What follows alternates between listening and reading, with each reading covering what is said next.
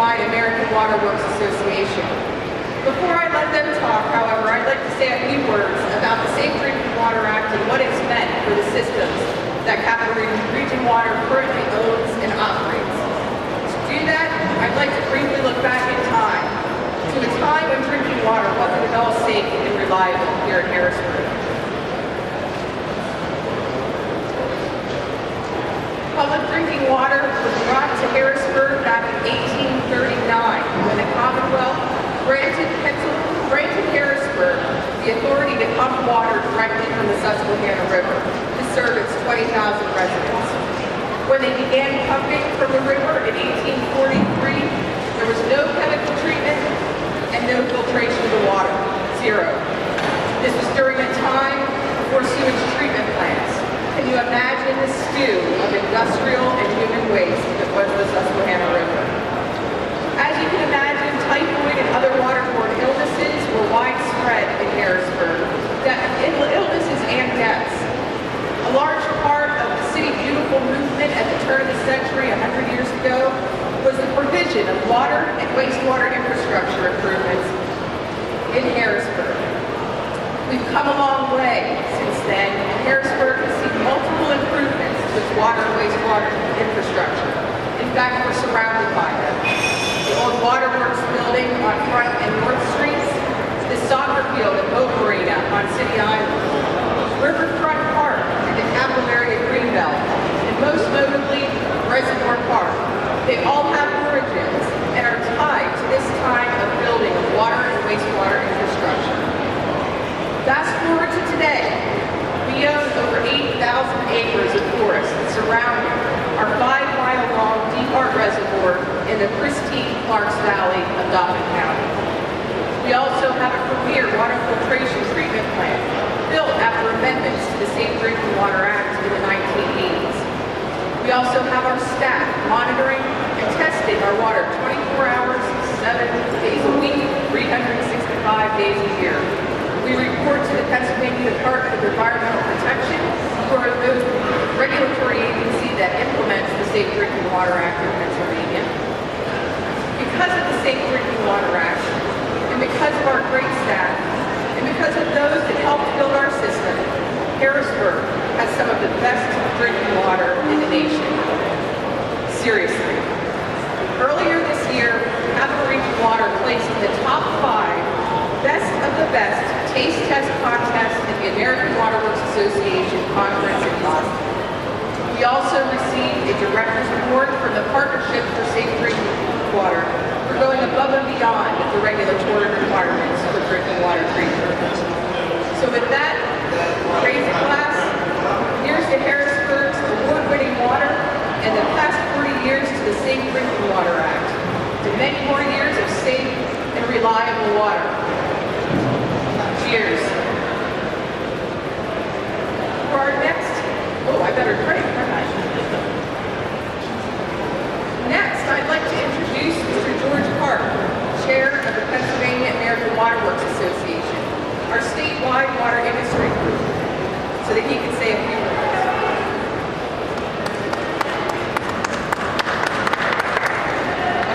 Thank you very much, Shannon.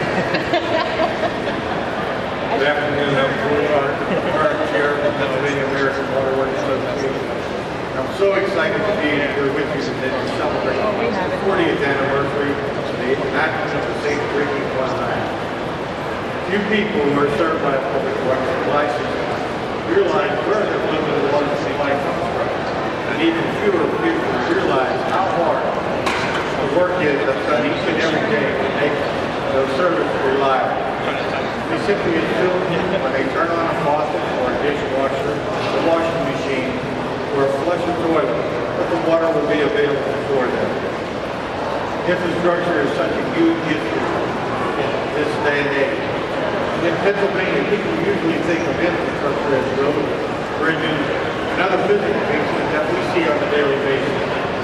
You realize that infrastructure also includes all the utilities that are buried underground, like gas, sewer, telephone, electric, cable, and our water system. Those of us in the water and sewer industry realize that these systems won't last forever. health and prosperity of the people of this Commonwealth is largely dependent upon the great network of water and wastewater pipes that we never see and take largely for granted. It's been reported that we have over 1 million miles of pipe nearing the end of their useful life. And in the United States, most of the water infrastructure dates back to the first half of the 20th century. Some of these pipes go back before the Civil War, and days before that. And the American Society of Civil Engineers has given our nation's water and sewer infrastructure a grade of E-. The report that leaking pipes lose an estimated 7 billion gallons of potable drinking water each and every day. Now, the life expectancy of a ductile iron pipe is 100 years. We have to replace at least 1% of our distribution system each year just to stay even. Realistically, how many of our systems actually do this? No board member or elected official looks forward to raising rates to keep up with the cost of doing business, whether it's for keeping pace with rising healthcare costs for our employees, modernizing our software and hardware for our billing program, for our production process, replacement costs for our aging infrastructure.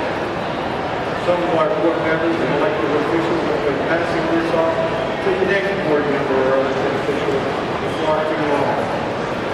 Wastewater systems are faced with similar problems, and the costs are thought to be the same. Most of our dirty water infrastructure was built 50-plus years ago. Some of our older urban areas are 100 years ago. We've never been here before as a nation or as a community. The water infrastructure on the ground is largely built by previous generations, but now that today's challenge has been established, it's time to focus on solutions. Sewer and water main breaks are a daily occurrence for most of us in this industry. They are routine. But how many of us ever think about loss of life from a sewer or water main break? Nothing drove this point home to me more than when it was mentioned by Mayor Giuliani during the opening ceremony at ACE 14 in Boston this past June. Emergency vehicles get trapped and snarled, and patients in critical need of emergency medical treatment die. Likewise, the fire and emergency equipment can't get to the scene due to critical. We have a moral obligation to keep the line of communication open during these unforeseen emergencies, and wouldn't our customers and our communities be better served if these never happen? They will prevent it. Our water treatment delivery system provides public health protection, fire protection, economic prosperity, and the high quality of life we enjoy. But the need for massive and improved investments over the next coming decade is critical. We need to continue to bring the conversation about water infrastructure above ground, where it's going. How are we going to do this?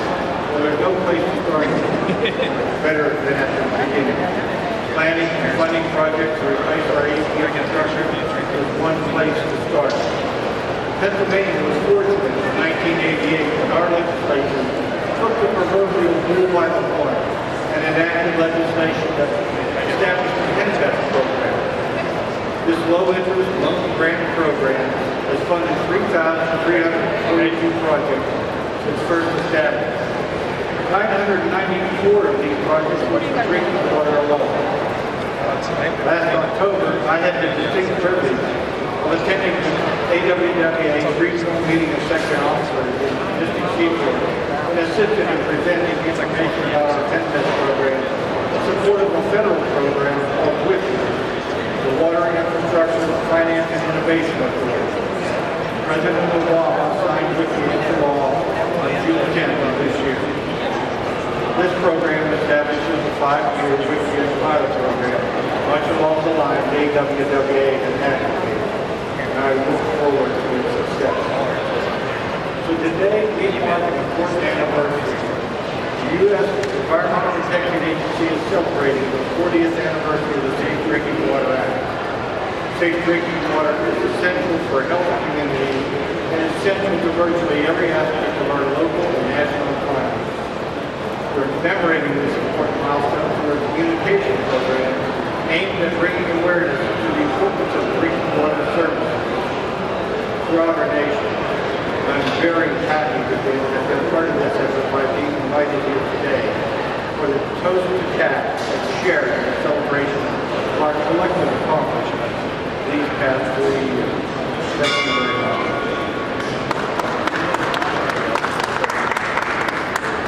Thank you, George. Next, I'm proud to introduce a great partner and leader, Representative Patty Martin.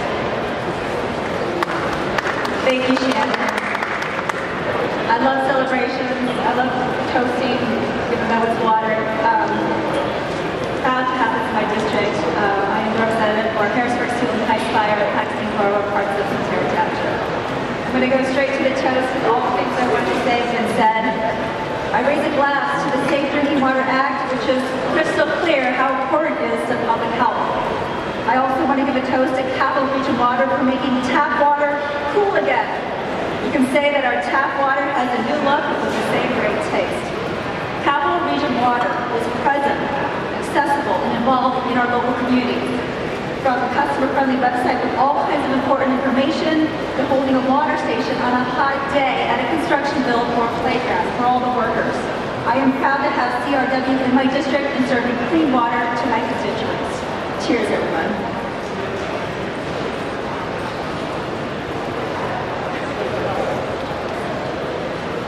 Okay, thank you very much.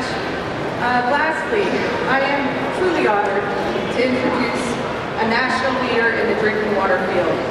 Our next speaker will be the next president of the American Water Works Association, the largest nonprofit dedicated to drinking water, Mr. Koontz. Thank you very much, Representative Kim, George, and Shannon. Really, kudos to Capital Region Water for doing this program because, again, as George indicated, most of what we do is really below the surface. People do not recognize how important this resource is and how much work goes into it. So, very much thank you to Capital Region Water and Shannon for doing this and celebrating safe drinking water.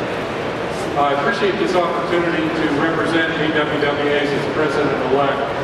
A little bit about AWWA before we get into the Safe Drinking Water Act. We have 50,000 members made up of utilities, service providers, and individuals all the way across North America.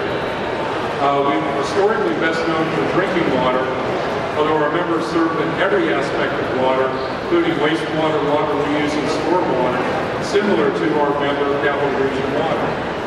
We're a non-profit technical educational organization with 43 local sections, Mexico, U.S., and Canada, and best known for our technical products, standards, manuals of practice, materials, research, and public advocacy, the type of events that you see today.